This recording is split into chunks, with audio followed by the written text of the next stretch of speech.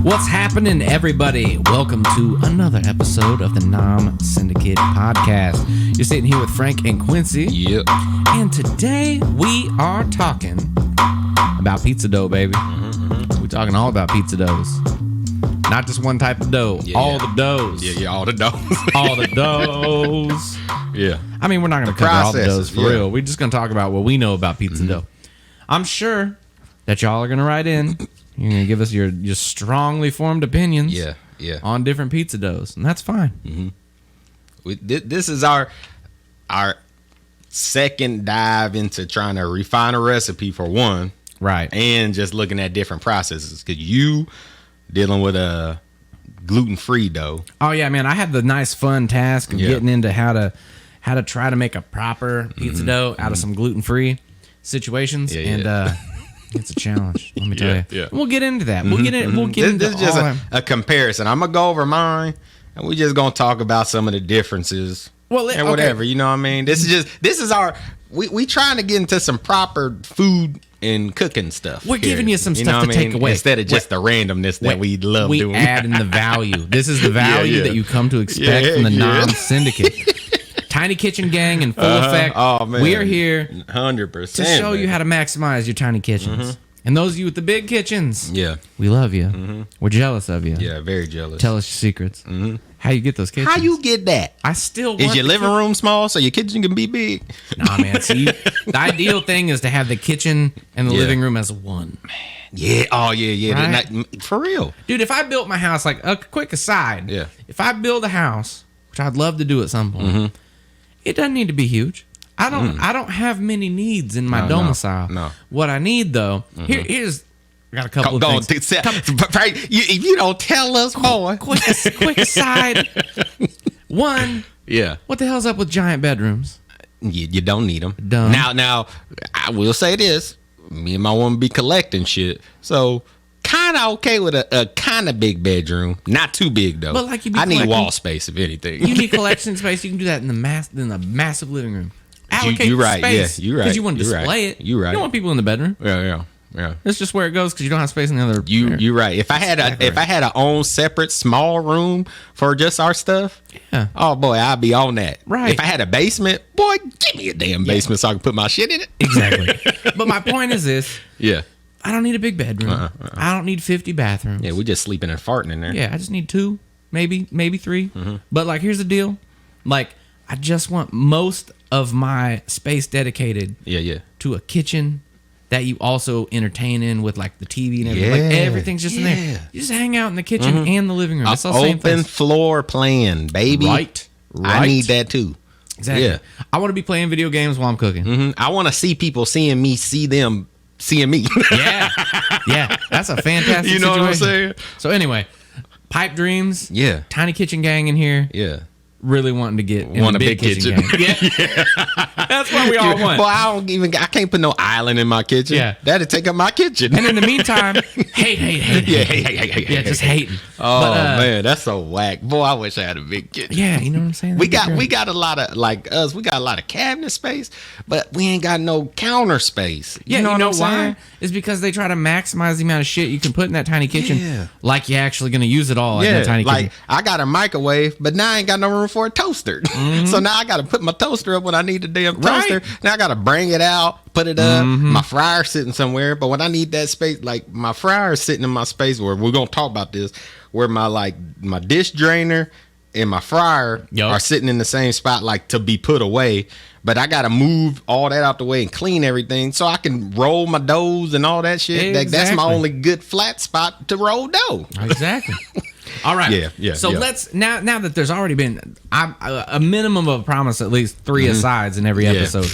That's how it goes. Oh, we gonna get more than that. Yeah, it happens. So let's talk a little bit about pizza dough before we even get into the nuances of what we want to do and how we want to tweak it out. Let's define what we're talking about in an ideal pizza dough.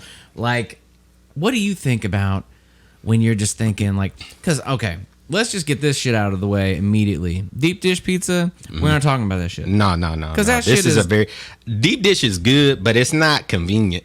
No, and you ain't gonna eat a lot of it. Deep dish has more in line with a cheesecake than it does with a regular pizza. For real. So I get that. Yeah, we're not talking about pie, like a real pizza pie. Yeah, it's legit pie. Like so. Yeah. Aside, like, we're not gonna get deep into deep dish pizza doughs at all, because that's literally like a pie crust. Yeah. That's what we're talking about. Yeah. For pizza doughs, you know, what's your ideal pizza dough? I like it. You're a crusty boy too. You like a crust. Yeah, son. I like a crust, but it's like how mine be. Well, I can go thinned out, but I just like a good bite of crust, and especially with a little char on it. You know what I mean?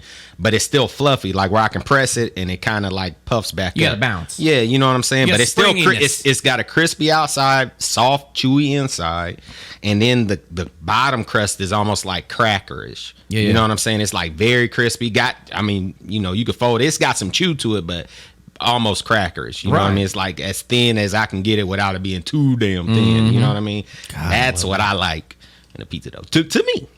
I know I ate a bunch of snacks before we did this. I'm hungry right now. Yeah, me too. Just talking about. But pizza. I like the char. I like the char. I like a very crispy bottom, and I want some burn. I want some burntness on my shit. Yeah, not burning the whole damn pizza, but the bubbles. Some people don't like when they bubbles burn. Bubbles are my favorite part of pizza. And to me, I like the visual.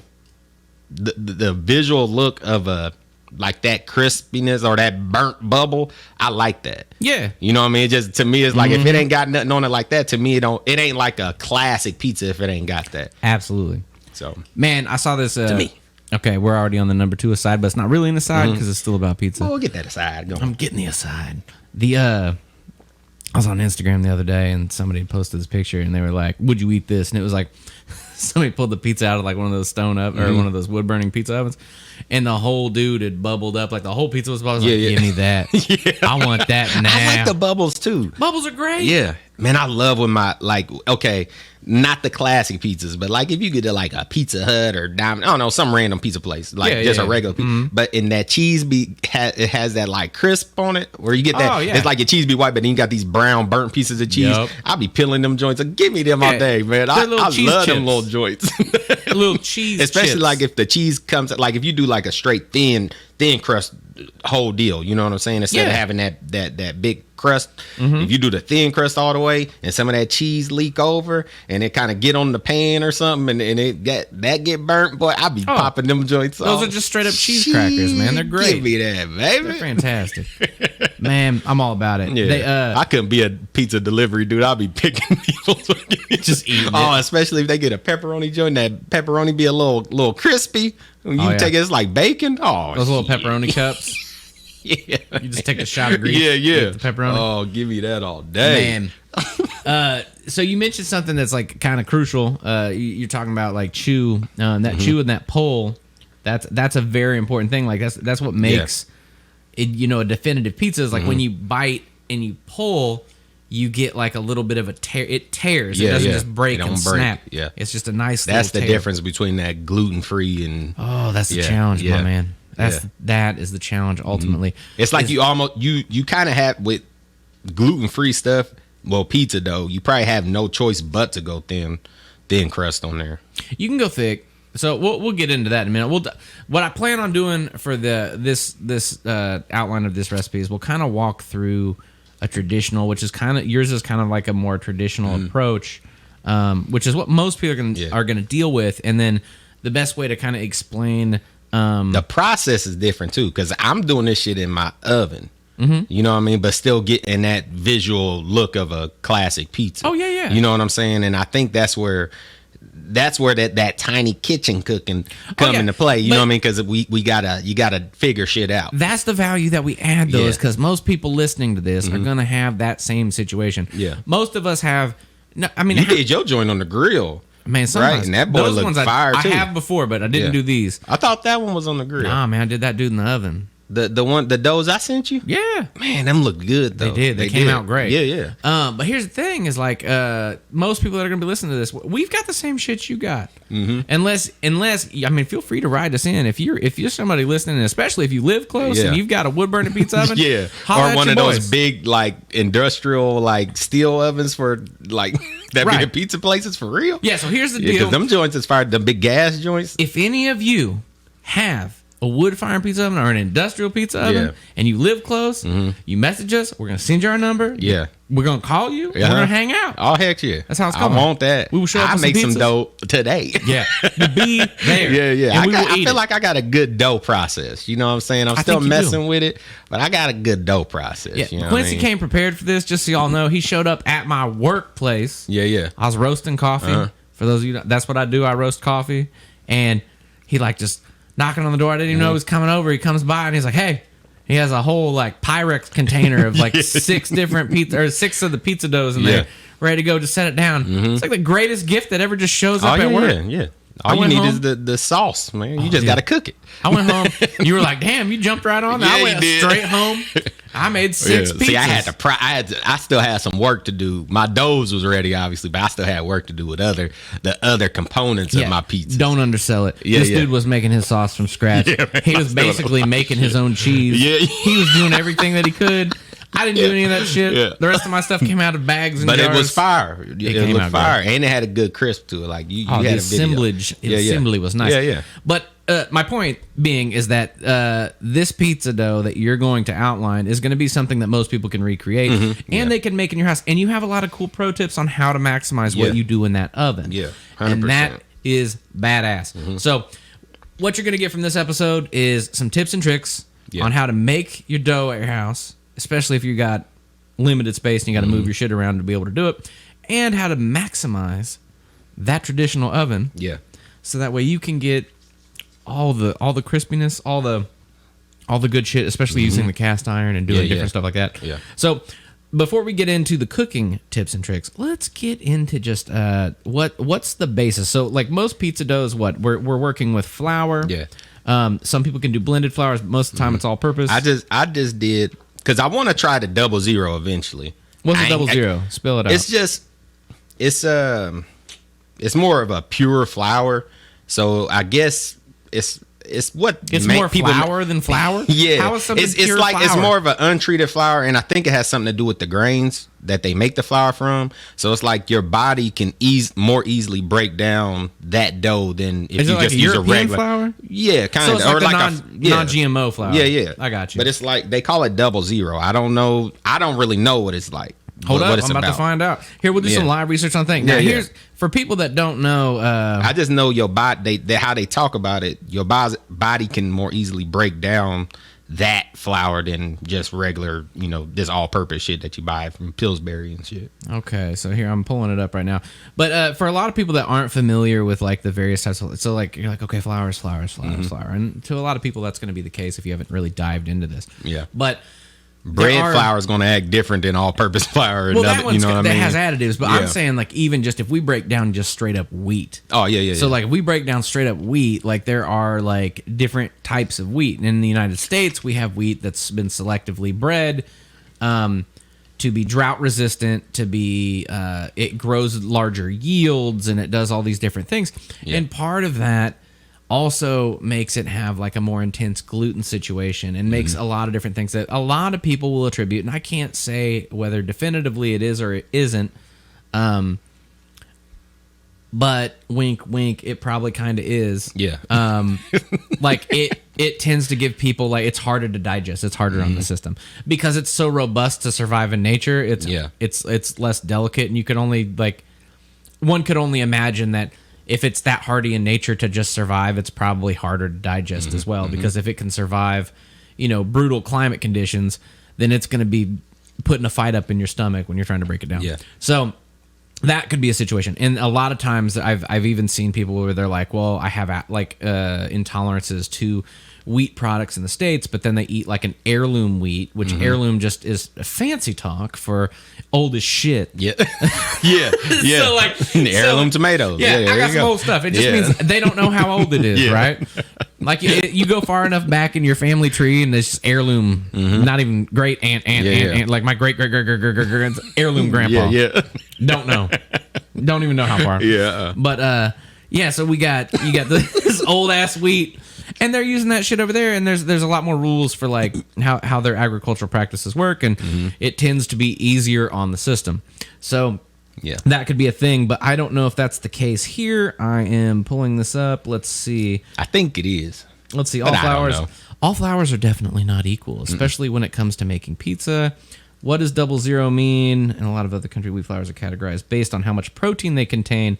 Okay, so this is exactly what I'm talking about. Italian grading system includes a 2, 1, 0, and a 00 type of flour. Type 2 is the coarsest grind and subsequently has the most germ and bran included. So it's a finer flour. Type 00, one of the most readily available brands in America, is Caputo Type 00.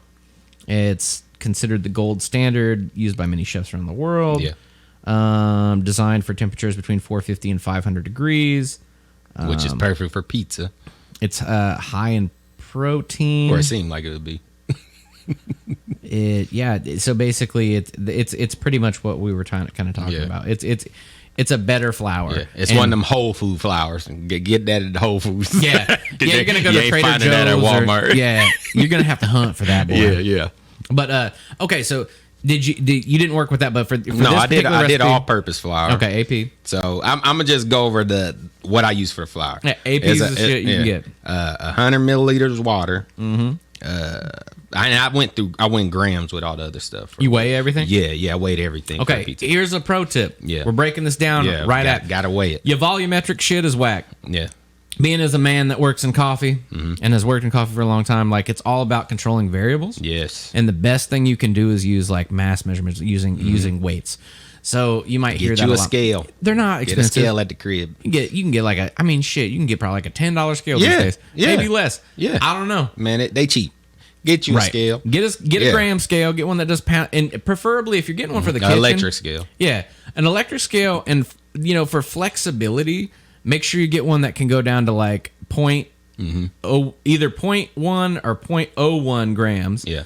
But then can also go up to like 10 pounds. Yeah. Because you want to be weighing water and stuff like that. Because I'm like, with my dry ingredients, like I'm weighing them all in the same bowl. Right. You know what I'm saying? Or for the most part. It out. Yeah. So it's like, exactly. Yeah, 10 to 15 pound maximum scale if you're going to do that. It'll make your life easier. Then you don't have 20 bowls lined up with bullshit. These tiny kitchens, you got to. For real. We got to maximize that space, man. How you going to wash anything? I got more mixing bowls than I can even put in my kitchen. Man, it's a problem. It's in a stack like this big. I can use 2. And one of my cabinets where I put like my biggest mixing bowl, I got to like turn to the side to put it in, but then I'm stacking shit on the inside of it. So it's like a jigsaw trying to get it out. You know what I mean? You're loud as shit when you're trying to get anything out of there. Yeah. We're ambitious cooks with tiny kitchens. That's how you know you're part of tiny kitchen. Yeah. All right, but 1,000 milliliters water, 5 grams yeast, 5 grams honey, 1,500 grams of flour, 25 grams of salt, and 50 grams of olive oil.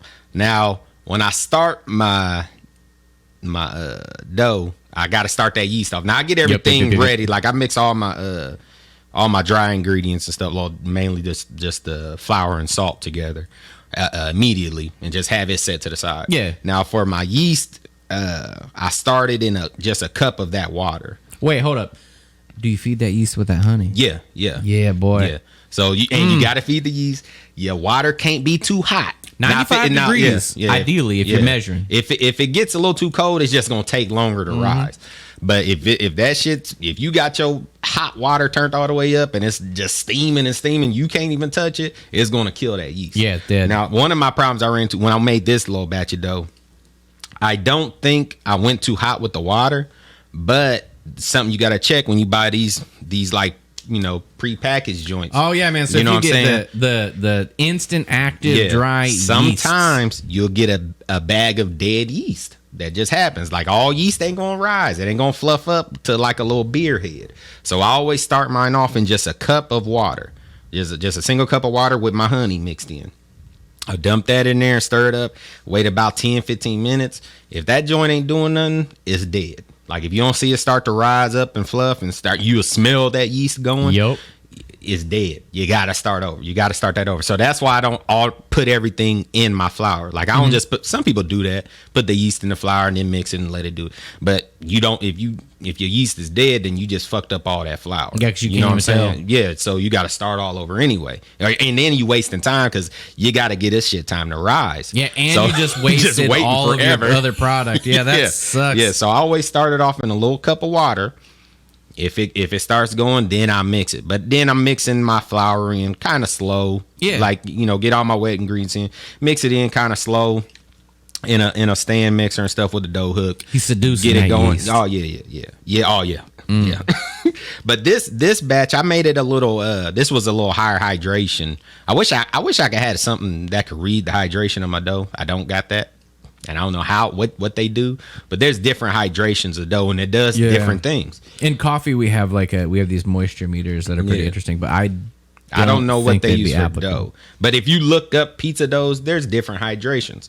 So it was kind of wet dough when I was messing with it. So it's a little more sticky. You gotta be kind of quick with it. I like you know it, what I'm saying? Yeah. It had a weight to it because like when you were stretching it out, like if you were trying to get that, because a couple of the ones I did that I get that where I'm working it, I'd get with gluten development, and you had a great gluten development in it because, man, I was window painting the shit out of that. Yeah, boy. Like, and that means when you pull that dough thin, you can see light through it. And so I was stretching out, but man, boy, that dough was wet because if you held it too long on the thing, you'd have a hole. So you just had to get your knuckles out and just kind of pull it apart. Yep. So I made the dough, and since it's so wet, I took it out for a little bit and kneaded it for a little while and put it back in that pan that I had it mixing in. You popped the poof and well, it wasn't even rising yet for that. But I rolled it out for a little bit, then I put it back in the pan, and then I put it back under the dough mixer for a little bit, or the hook for the dough hook for a little bit. Let it roll it around a little bit, took it off, and just kept it in that for a little bit and let it rise. See, I didn't see any of this, but when I was playing with that dough, because all I had was the dough without any of this explanation, and I was like, damn, he beat the shit out of this dough. It was a lot. He was beating the shit out of this. And it was so sticky, and I'm not the best at handling it yet either. So it's like, let me go the easiest route. It's still getting gluten development. You know what I'm saying? It was there, man. You beat it in. So I let it rise. I did that the night before. So it rose overnight. And that morning, which is, I can't tell you how many hours. I probably did that shit at like 10 o'clock at night. And then and probably 8 or 9 in the morning, I took it out, separated. And I had to pop it. So, you know what I mean? I deflate it. Had to kind of roll it out again a little bit, separate it. I got 17 dough balls out of this. Damn. Out of this dough. 17 5-ounce balls. So there's probably about like, a little something like that. Little something like that. Yeah. So I got 17 dough balls out of that. So I'd separate it. Then I'd knead that little piece of dough. Then roll it around on the surface of my little my little area. You know what I mean? Let me talk about my little area again. All right. I gotta move my dish drainer and move my deep fryer. And I got them, I got kids, so I got that little cup dish drainer with all the little green joints, the little grass looking joints. I got the same thing now. I got to move all that shit out the way. You know what I mean? Let me tell you, you inspired me to get one of those because I got one of those, and I was super pleased with it. Yeah, they work. We put all our cups in that. Yeah, I mean, yeah. I mean, I don't even have kids yet. I'm on my way. But I got that thing. Yeah. So I move all that shit away, clean that whole little area. You know what I mean? So it's ready, and that's my spot to do all this dough stuff. But you got to kind of pull in the surface, the bottom of your dough, just rolling it like this. And then that just makes a good little ball. I flour the pan, or and that then you little put that seam on the bottom. Yeah. Put that little seam on the bottom, and then that's where it's proofing for its second time, because this is like a double proof situation. What is your proofing tips for the house? How do you keep it? How do you keep it at the right hydration and warm? Well, I cover it with plastic and a little towel. Yeah, not too tight with the plastic, kind of loosely, but Cover it with plastic, then put a little damp cloth over, just a dry towel. Nothing's gonna get in. You just don't want air to get to it, right? Because if that dough starts to dry out over the top, it's gonna crack. It's not gonna stretch the same. It's gonna be done. And I put it kind of in the warmest part of my house. We have this little offset room from our kitchen. Yeah, I put it in there. It's the smallest room, collects the most heat because it's wintertime right now. So the heater's on. So it's the warmest spot. It's gonna it's gonna rise fairly quick, not too quick, but it's gonna rise at a proper time. So I let it sit all day. And if you wanted to get a good yeasty flavor, you know what I'm saying, you want it to rise for a good amount of time. You know what I'm saying, to develop that flavor, maximum yeastiness. So, and they not going to get too big. You'll see them when you put them. I give them enough space I only put 6 per thing to give them enough space to kind of spread out. Because what they're going to do, they're not going to puff up. They're just going to spread out. Yeah, you know what I mean? Yeah, they just kind of lay out, loosen up. Because what it is that when you're beating it to death, that gluten development kind of tightens it all up. So when you're proofing it, you're just letting it kind of relax. Yeah. So I give it the ample time to relax and develop good air bubbles and everything. So that's what I did for the dough. I think I explained everything. That's so good. Yeah. So that's set to the side, and that's chilling. You know what I mean? I got 17 dough balls just doing their thing. So we got it worked. Yeah. We got a double proof. Yeah. So now you wanna get all your additives ready for whatever you want to put on this pizza. This is when you getting that ready, because you need to let your dough sit for some hours. Like I did, like I said, I separated those in the morning. I didn't cook them till, what was it, like 6 or 7 at night. It was late when I started cooking those. In a traditional pizza place too, like your dough game is done. You have a crew come in at night, or you have your closing shift the night before, rock a bunch of dough, and then they sit in the proofer overnight. So when you come in, it's game time. So but that's not to say that's the only way to do it. There's quick dough recipes, and that's kind of when we get to when I break down how we did dough. We can get it. I mean, we can get to toppings later. Let's. Are you ready to get to toppings now? I mean, if you want to talk about your dough, throw it in there. Let's while we're on it, instead of having to go back. Oh yeah. So this is gonna be a long episode. It's fine. No, it's fine. Yeah, we chilling. Everything's good. We talking about pizza dough. Yeah. Could there be anything more exciting than pizza dough? Get it going. Nah, son. This is what's up. Okay, so. Pour me a drink while we talk. I know, right? The situation was getting. I got coffee, man. I'm good to go. I'm jacked over here. Speaking of, this episode is brought to you by this delicious ass coffee I'm drinking. But feel free to go to thecaffeinery.com and order it all. Oh yeah, I killed mine. I wish I'd have poured me some more, bro. I have to go down and get you some before the next episode. Okay, so the recipe that we got, I was kind of looking around because, man, here's the deal. In the gluten-free world, it's kind of whack. You get kind of stuck with everybody's got a gluten-free option. They all suck. Really, like it's really just like a compromise. They carry it. Like when you was doing yours, it had me looking up other recipes, and they all kind of along the same line. They're all weird. Act the same. Yeah. But I'm not even talking about recipes. Recipes at least make them kind of decent. I'm talking about like if your options, you're calling out for pizza or you're going it's all basically the same. Like if you get a pre-cooked dough, it's terrible. Like you go to Domino's, it's not that great. You go to every pizza chain like now is at least sympathetic enough that they carry it. Like we got chicken skin pizza. Yeah. But they like begrudgingly carry it. They're like, we've got it. Yeah. It's been sitting for a long time, but we have it. It's freezer burnt and it's gross. Yeah. That's the kind of shit that you get into. So, after having a lot of disappointment with that, we decided that, maybe let's just start dialing in on our own pizza dough so that way, Lauren can my wife can get a more proper pizza. So I started looking around, and here's the third aside. I hope you guys are ready. Go and do it. A little bit of hate. Man, we chilling. Let's talk about recipe blogs. Yeah, do it. Guys, here's the thing. When I'm looking on your website, and I'm looking for a recipe, and you're telling me about it, I don't need 5 pages of your story before you give me the ingredient list. Just give me the ingredients. So whack. Yeah. I got so the recipe that we started using, I shit you not, man. I mean, like I'm gonna dick around real quick. So here's the deal. Like when I go to this site, it's great, but like it starts off, it's like, oh hey, this 10-minute prep time. 30-minute cooking. Look how far you have to go through this page. To get down, and then hold on, I got a pop up I got to get through. Then I'm still going, and then it goes through comments, and at the very, very bottom, is the ingredients. Yeah. And so I was like, here's the thing. People are going to try your recipes first. Mm-hmm. And then after that, if your recipe doesn't suck, they're going to probably want to know more. Yeah. And then they might want to know about you. Yeah.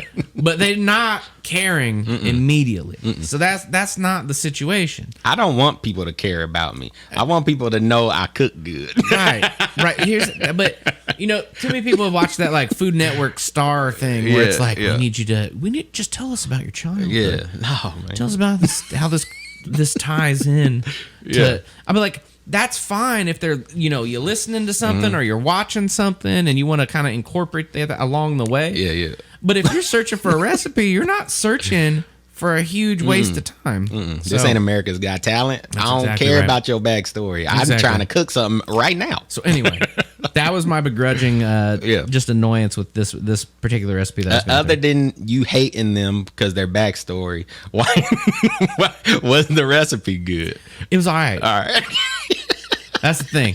It's okay. Yeah. It's got some improvement that can be made. But essentially, what we're trying to find out is that how do we mimic that gluten? So what does gluten? We kind of talked about it earlier. What does gluten bring to the table? And it brings stretchiness. It brings chew. It brings all of the elasticity to the dough that makes it so desirable. That makes it not a cracker. That makes it not just a flat piece of bread.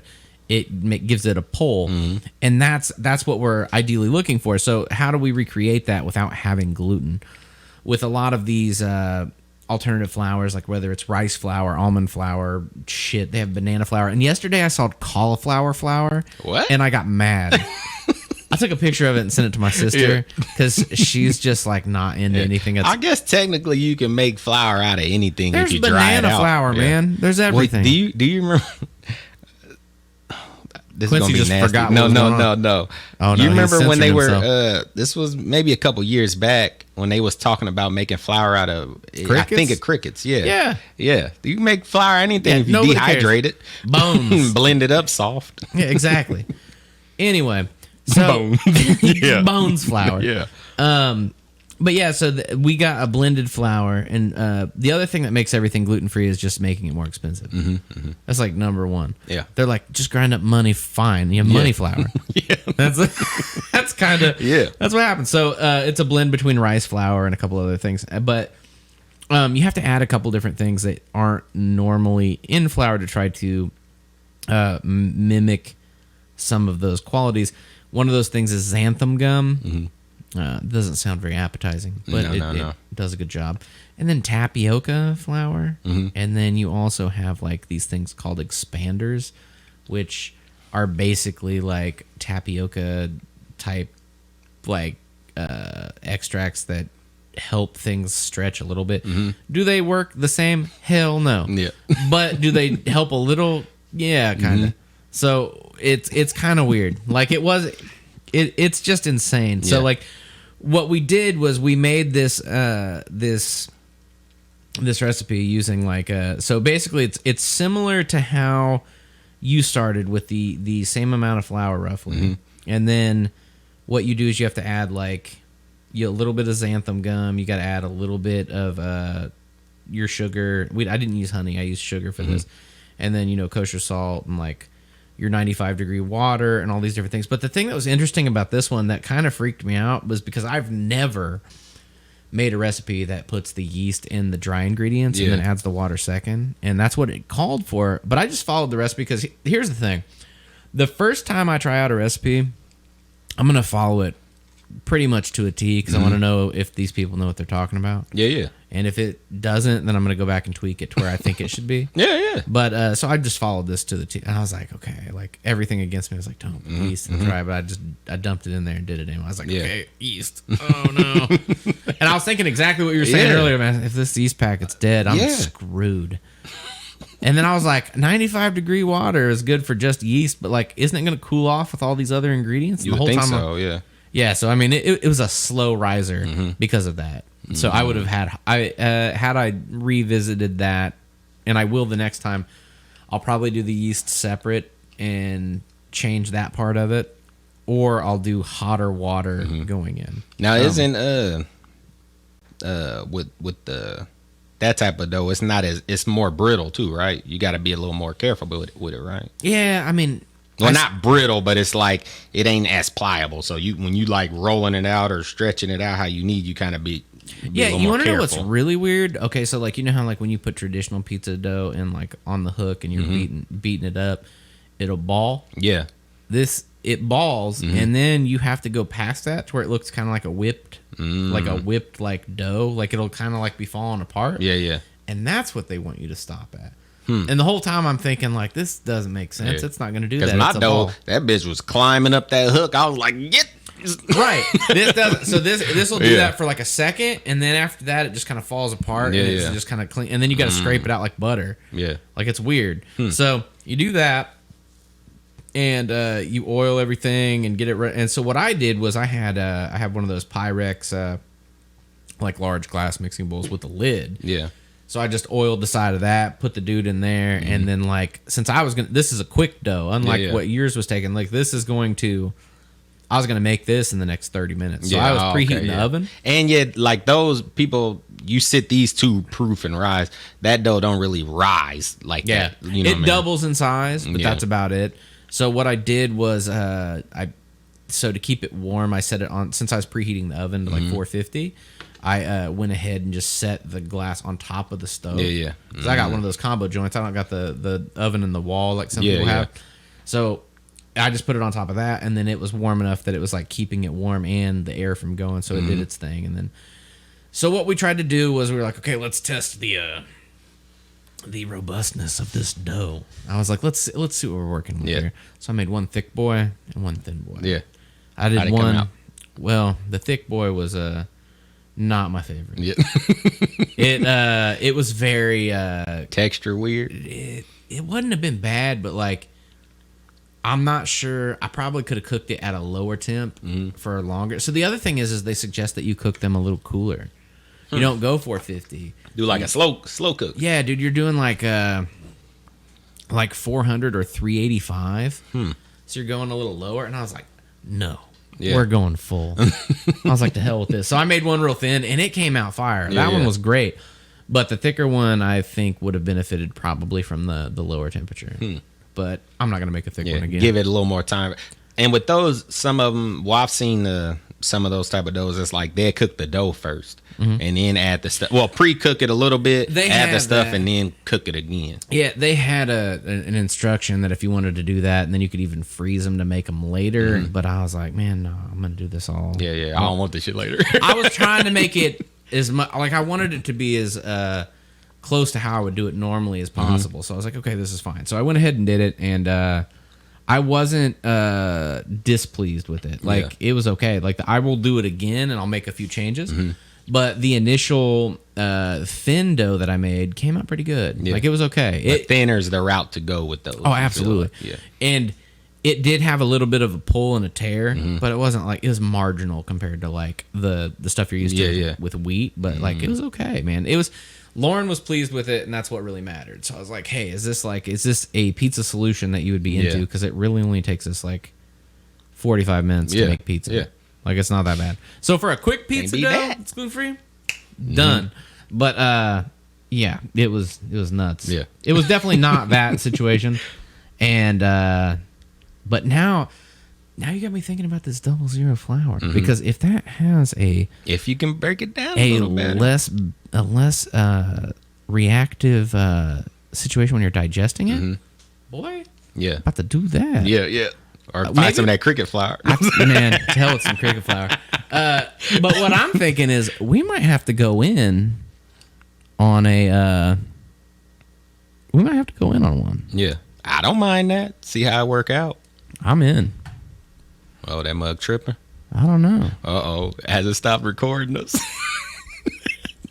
I don't know what's happening. Let's see. It stopped us recording that. We ain't been recording this whole time. Oh, no, we good. Or is it? I don't know. This show ain't moving. What? It stopped. Oh, my God. Where did it stop at? This is the first time that's ever happened. Yeah. Hold on. separated those in the morning. I didn't cook them till what was it, like so 6 or 7 at night? Was it like 6 or 7 at night? It was late when I started cooking those. In a traditional pizza place too. Like your dough game is done. So far away. Like you have a crew. Oh, it's all good though. I know what I can do. Mm-hmm. That's a little bit rude, is what it is. We're gonna have to do some. We're gonna have to do some editing. And it ain't hearing us on here, huh?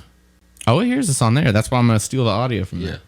All right. Well, let's just keep it going then. Look at that. We still Look at good. that. Yeah, people see this. This is all right. This is what happens sometimes, apparently. Sometimes. This is why we need to get the other interface. Yeah. So that way we don't have these situations. Yeah, we'll figure it out. First one. Mm-hmm. First one ever. Yeah. All right. But anyway. Yeah. Yeah, that is the situation that I've got with that kind of stuff. But if we're going to get into toppings, let's get into toppings. Yeah. Now, I wanted to go for a more traditional style pizza because really it was only mainly me, my wife, and my oldest going to be eating these pizzas. My youngest ones, they wanted some, but they mess around, ate some hot dogs and stuff. They don't want none of this. Okay. You know what I mean? This stuff's special. They don't like special things. They eat trash. Their children. They want hot dogs. They want hot dogs and bologna. No, nothing. They don't want no the pizza at all. I mean, they like pizza, but they like Pizza Hut and pizza. They don't want like a margarita pizza. Well, I really you know what I'm saying? I need to ask a question then, because I know you made 6 pizzas. Yeah, I told you I ate all of them. My wife ate a little bit. Like my oldest daughter had 2 slices, man. My woman was getting like a little bit because I was making her taste stuff. You know what I mean? I ate all of those. Dude, pretty much. I ate 4 of them. Yeah. Because they were small enough. Dude, I was on the couch. So good. I was uncomfortable. Man, I was very comfortable. I was like, I could eat something right now. Like, dude, after I was done. But I didn't use a lot of toppings. You know what I'm saying? Yeah, yours was mostly bread. Dude, mine was not. Yeah. Mine was very cheese. Yeah. See, I didn't go too cheese crazy. I thought I was going to die. I went heavy on cheese on one, and it's the one where I thought the kids was going to eat. Mm-hmm. But that's when I noticed. I'll explain that too. Okay. But let me get into it, because while my dough and stuff was rising, all right, I wanted to get my stuff ready. So I was wanting a garlic confit for one of them, which takes 3 hours.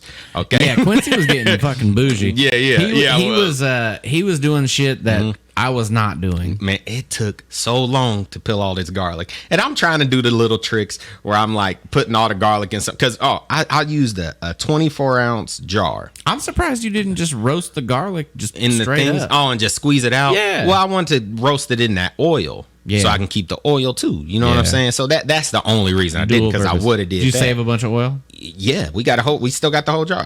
What I did was I peeled enough garlic. Well, I took a whole bunch of garlic, broke it all up before I peeled it, and stuffed it in a jar just to see how much would fill up a jar. Right. So I used one of them 24-ounce jars, which it goes over 24 ounces if you fill that bitch up. So I filled it up with all the garlic, dumped it all back out, and started peeling all this damn garlic, right? So it took forever, because I'm trying to do that little shake method. I'm trying to do all these methods. It still took forever. I even had my little ones like, y'all go peel this. You just want to have some fun? Go peel some of this garlic. So they over there racing trying to peel garlic. It took forever. And it had so much in there. It's like the stuff that was getting peeled, it was like the stuff that came off of it was getting stuck to the other ones. You know what I'm saying? Because I'm shaking it to death, so a little bit of oil coming out, so shit is just sticking back to other pieces. Man, I think you can make glue out of garlic. Yeah, that stuff is everywhere. Yeah, and it does get sticky a little bit. It stays there. Like when you peel enough of it. Do you do those like restaurant tricks where they take the bowl and the towel and shake the shit? That's what I was trying to do. Like I had some Tupperware stuff. I was like, that's not good enough. I ended up using another jar I was like, maybe I need something harder. You know what I mean? So I had a jar shaking the hell out of it. It took forever, but I ended up getting it. Okay. Right? So the process was, had my oven preheated for 200 degrees. So I was able to get enough to fill up that jar. I put that in a saucepan, like kind of a big saucepan that I could put in the oven. Right. Poured enough oil to kind of cover the garlic, set that in there, and just let that cook for 3 hours. So it had a nice slow cook process. Melt great. Yeah. So while that was cooking, I went and did my sauce. my sauce, I let it cook for 3 hours as well. Why that was cooking? So basically, I was cooking tomato sauce down for a grip. You know what I'm saying? You were. Oh yeah, look. You know, I brought a little spoon. You can taste that, boy. You know what I'm saying? I brought a little. That's a little bit of that garlic in the oil that it was cooked in. And another thing, this just transformed how it smells in here. By the way, and so what temperature did you cook this? It was 200 degrees and slow cooked for 3 hours. Now the thing with that, they told us that it's butter, baby. It's butter. Oh, but they was like, put it in the fridge. And it can last like a couple months or something like that. Listen, man, you put this shit in the fridge, it gets hard. Like the oil, yes, it's olive oil and it's good olive oil. How long does it last at room temp? Hell if I know, but we've been tearing it up. Like that's just a little bit of it. But it's like, it smells like heaven. Hold on. Like heaven. Yeah. Oh. But we like like 2 days later, the next day was still like I could move it around. It wasn't all solid. The next couple of days, that mug went straight solid because the oil just solidified around it. And I was like, man, take that shit out the fridge. Like that ain't convenient. You know what I'm saying? But yeah, man, it's delicioso. You're just making like garlic bread out of everything. Oh, everything. You just smear that like butter. You put that dude on a store-bought tortilla. So I was wanting that for my pizzas. You know what I'm saying? And then while that was cooking, fire. I did my 3 hour joint for the sauce. While that was cooking, I was cooking my sauce. I bought these are the tomatoes I use. Yep. These San Marzano joints. Yep. Just the peel joints. You know, you just put them in there, just kind of bust them up with your hand. I used 2 cans of that. I cut up some fresh basil. I added that kind of towards the end. Hood kitchen style. You just get all gross with it. Yeah. Well, I did. Just busting it up. I mean, my hands is clean. But that's why I clip my nails too. Clip your nails when you messing with pizza dough or anything, because if you mess with pizza dough, if anything under your nails, it is pulling into that dough. You nasties. Y'all better have some short nails while y'all doing it. It's gonna look like choice to the nub. Baby. You know when they make those slimes and they do the detailing of people's cars. It's like that. Shit? It just pull out everything. Do not do that. It's gross. You know what I'm saying? Your fingernails is gross. Your fingernails is gross. You know what I'm saying? But knock it off. Use the tomatoes. Cut up some more garlic. Put that in there. I added not a lot of water, but pretty much like I rinsed out the can. Yeah. And what I poured that into the stuff. Remnants.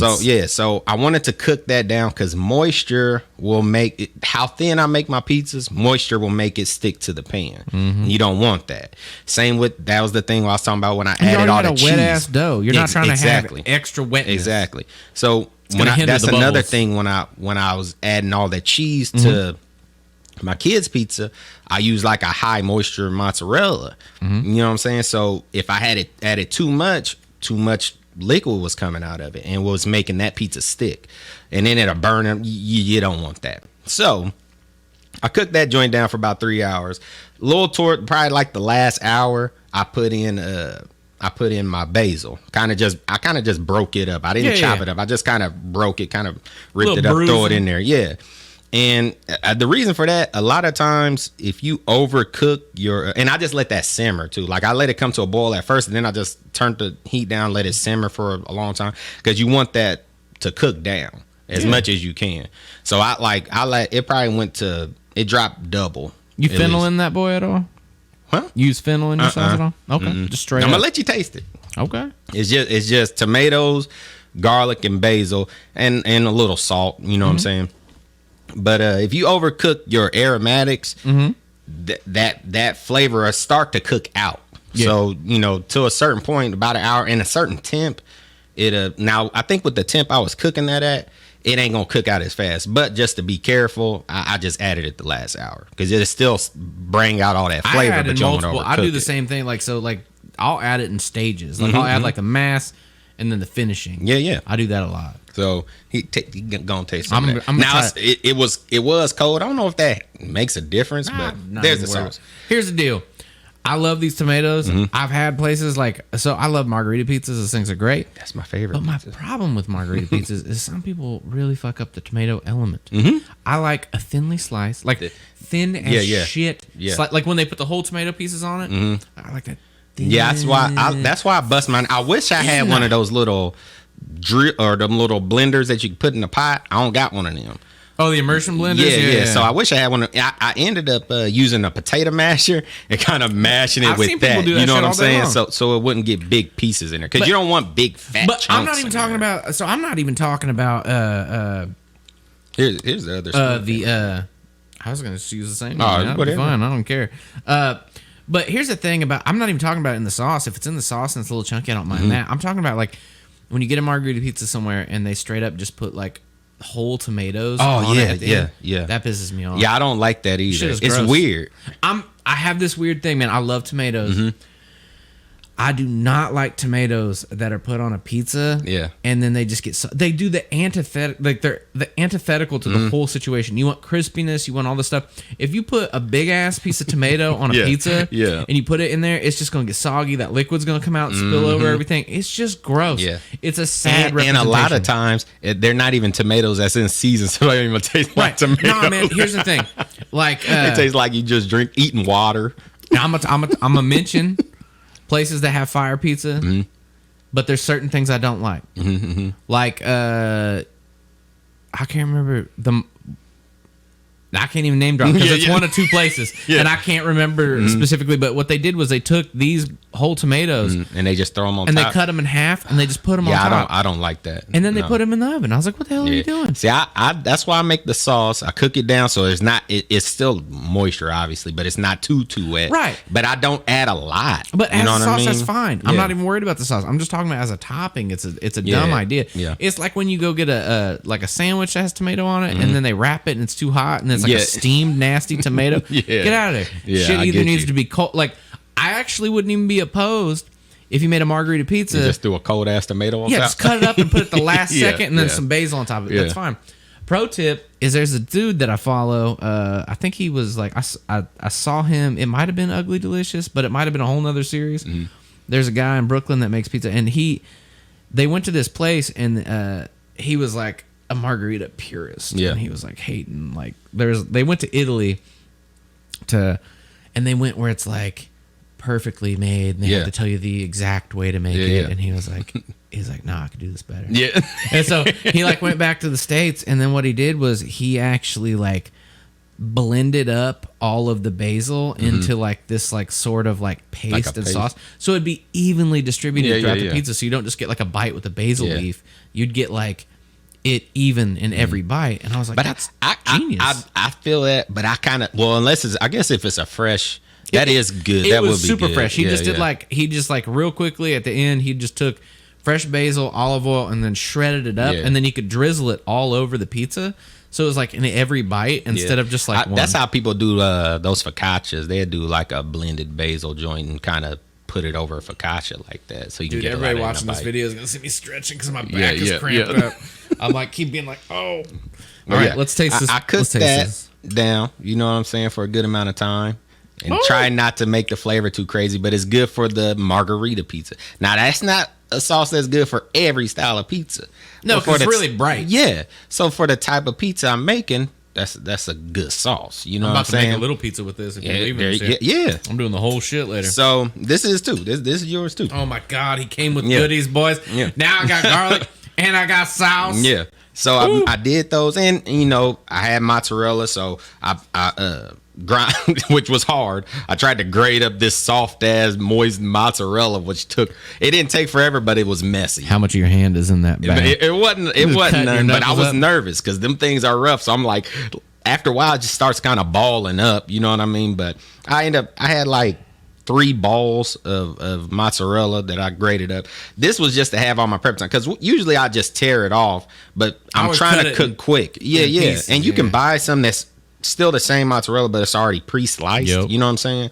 I couldn't find none of that, so I was like, let me grate this up just so it'd be easier for me to kind of. You did a pretty good job. You're here. There's not a Band-Aid on his hand. I'm perfect. You know what I'm saying? So that was pretty much all my ingredients, and I had some fresh basil to kind of throw in there, and salt and pepper. Some fresh. Got my grinders ready. You know what I'm saying? So what about the crushed red peppers? I didn't put none on it. None? I didn't put none on it. Now I have some, but I was so set on this. I had bought some like thick ass pepperoni joints. I was gonna put on some too. I ain't even use them. Nice. You know what I'm saying? I wish I would have, because we was just kind of eating them while we was cooking. I should have used Chef some. snacks. Yeah. So now that's all my stuff ready. Now this is where I get into the process. Okay. So for my doughs, or for how I cook my pizza in the oven at your crib, you need your oven at a very high temp to cook pizza. Yep. Properly, I guess, to cook a proper pizza or just a good pizza. Or like if you're trying to go for a classic style pizza. I cook mine on a cast iron skillet. Now I have a regular 12-inch joint and I got a big 13-inch joint. Yeah. I use the 13-inch joint because it gives me a little more space to mess around. Leverage. You know what I'm saying? So what I do is I put my oven on broil because it gets it the hottest and it's working off that. I put it up on high and I move my grate, which I switched that up at the beginning or towards the end. I switched up how I did that too. Because at first I used to keep it kind of in the middle because that broiler was still hitting it pretty good. But now you're trying to get that bottom heat too. Yeah, but I ended up putting it at the top. I saw that, man. You were right under that broiler. Right under the broiler. So did you stay in broil the whole time? The whole time. Oh. But I also keep my one of the eyes of my stove on. So, because I prep my pizzas while they're in the cast iron. You know what I'm saying? Like we ain't got like it's already cooking. Yeah, it's kind of already cooking. So keep the eye of the oven on. You want your cast iron hot, so I keep that in the oven until it's time for me to put my dough on. So whenever I get my dough all rolled out, and when I do my dough. When I take it out, I got flour set to the side. I kind of put it in the flour on each side, put it to the side. And then I do like a dimpling thing. And that's how I start to shape it. Like and it keeps my edges. That's kind of how they do focaccias anyway. Yeah. But I keep the edges. It keeps me from messing with the edges. Because if I got, thick ass hands. So it'll keep me from pressing, like flattening my edges. Because I want that puffy edge. Yeah. You know what I'm saying? So I'll kind of dimple it and kind of spread it. And then I'll kind of do one of these joints. Mm-hmm. Like with my fingers in the dough and whatever. And then I'll pick it up and knuckle it. Yeah. So once I get it to the shape I want, I put my cast iron on that eye that's already hot. So my cast iron's already smoking hot anyway. Then I put that joint on the eye. It's staying hot. You know what I mean? You want it to stay hot. Then I lay my stuff on. Then I'm trying to, this is time. You know what I'm saying? So now I'm trying to hurry up and sauce everything. Mm-hmm. Not too much sauce, obviously. But trying to sauce it. Put my little cheese on there. With the garlic, I kind of put on, since it's already starting to cook, it's not as it's not, what am I trying to say? The dough's not sensitive anymore. You know what I'm saying? So I can put that garlic on there and press it with my spoon and kind of just smear it on there because it's so soft. You know what I'm saying? So I can just smear it in certain spots. You know what I mean? Then after I put the little bit of cheese on there, I grated some. I bought a little fresh mozzarella, and I kind of grated that a little bit over the top, and then I hit it with some salt and pepper and some of the oil from the garlic stuff, and then I set that in there, and it's probably like 2 or 3 minutes. I mean, it's quick, but it's starting to. You already see it starting to rise and bubble and everything. It cooks fast, but that's where it's working with that. Direct heat. Yeah, shit was looking good. And then you pull it out and you got like a traditional pizza. I saw it, man. And I kind of get a spatula in there and kind of move it around, make sure it's not sticking because any moisture get on there, it's going to try to make it stick. So, I move it around, but I made some bomb pizzas, man. Dude, I turned the doughs you gave me into some magic, man. We did one, so Quincy makes this barbecue sauce, and I made a sweet onion pizza with that barbecue sauce. Yeah, I bet that was fire. Boy, yeah. It was great. I would if I wasn't so focused on this, I would have did it. I know you were deep. You were deep into the project. Yeah. But here's the thing: Lauren was like, "This is how good it was," because Lauren was like, "Man, you just putting onions on a pizza." And I was like, "Yeah, I am," and I did, and it came out, and I cut them all up, and she was like, "I want to try these." I was like, "Okay," so I gave her some of that. She was like, "You're welcome." Yeah. She was like, "Man, this is gonna sound weird, but that onion pizza." I think that might be the best one. I was like, right? I bet it was fire. Yeah. It was great. I did this light ass coating of that barbecue sauce, like real light. Yeah. And then just like I cut the onion super thin and just kind of fanned it out in like this weird design. And then when it cooked, they all caramelized in there. Yeah, I bet they that did was the fire. magic. It was so good. Yeah, I did. It was great. My pizzas, I did just straight oil and mozzarella. Well, garlic and mozzarella one. I did a straight sauce and garlic joint. That was it. Just pretty much a tomato pizza. And I was doing just your classic margarita pizza. Yeah, you did. So that was my 3s I was just doing. And I did probably, that's why I wasn't so full. Because most of them were pretty much like, I think the last 2 or 3 I did was just sauce and garlic. Man, they were fire, man. Okay, so if you're not as dedicated as Quincy here to making your pizza sauce from scratch, I got some recommendations for you. Yeah, throw them out. My number one recommendation, if you're not going to make the pizza sauce yourself and you've got a little bit that you want to spend because you're trying to treat yourself, get the, I don't know if it, how did you pronounce it? Is it Rao's or Rao's? Like Raos. It's an Italian place. Rao's. It's in New York. Yeah. They make like literally the most bomb pizza sauce and the most bomb pasta sauce that you can get if you don't have the time, because I've made pasta sauces like from scratch a lot, and this shit's on par. Like they deliver, but I mean you're talking like $7 to $8 a jar for like a pasta sauce, and then you're also talking like $5 for a smaller thing for a pizza sauce. But it's the shit, and it saved you 8 hours. And so, I also think if you're wanting not the classic flavors or as classic, I'm talking about like a margarita pizza. That's what I'm calling classic. But if you want like a restaurant style, like or fast food style pizza, like with Pizza Hut or Domino's or one of them type, with these type of sauces, they don't. Because of the sweetness of the sauce, these aren't sweet. So usually if you taste the sauce of like a Pizza Hut or something, it's kind of sweet. It's sweet. So if you're making if you're making a sauce from scratch and you're wanting to have that flavor, you're gonna have to add some sugars to that joint. Like I already got some salt in here, not too much, but some salt. But you're leaning on the sweetness of the tomato. You're not trying to go crazy. I'm not adding that. So if you want some sweetness, or if you want it to taste like that, like a pepperoni pizza you'll get from somewhere, you got to add some type of sugar to that sauce. Or you're not going. You're gonna be like, why does this taste like I'm making a not fresh pizza? Yeah, you know what I'm saying? It's like sugar and an ass load of salt. Like the saltiest sauce is probably like Papa John's. You eat that, dude, you're gonna wake up in the middle of the night being like, water. Like, you'll wake up, you drink a gallon of water. Like you're not making it. It's like you was drinking the night before. Or something. You were done. You're waking up in the middle of the night. You are chugging water. That's what's gonna happen. That's how much salt is in there. It's like they use the equivalent. Like, have you ever watched somebody make sweet tea? And you're like, how the hell do you get all that sugar in that liquid? Oh shit, that's how I make Kool-Aid. Right. I put a lot of damn sugar. But you know what I'm saying? But like, I feel you. You drink it and you don't see it. You don't think it's that much. You watch somebody put it in there and you're like, holy shit. How am I not scooping sugar out of here? I just got diabetes watching you put that much sugar in there. That's the equivalent of how much salt is going into that pizza sauce. It's crazy. But anyway, we have talked a lot about pizza, and we're going to refine this stuff. This is another thing we trying to get this stuff. Pizza going, is baby. Not a single episode. We still got stuff to do. I'm gonna refine this other recipe too. We got stuff to do. It's coming back. But anyway, if y'all haven't had to stop and get a snack by now, we've been talking for damn near an hour. We had a little issue. We had a little bit of a technical glitch. But we got through it together. And we're better for it. So anyway, if you've got some pizza tips on things that we've missed and that you want us to try out, or that I don't know, just give us anything. I could have missed something talking about this. Give us all the pizza deets that you got. Help us, because we're all here to help each other. Like, we're gonna bring you some knowledge, you give us some knowledge. We're not infallible, and we're gonna post pictures of this shit. I didn't post pictures of mine because I knew I'm gonna talk about them, and you're gonna see the differences. And I just don't take good pictures. You know what I mean? I'm gonna post pictures of mine. I'm gonna post pictures when this come out. I gotta post pictures of the other shit. We're spending a lot of time cooking. We need to do more time documenting.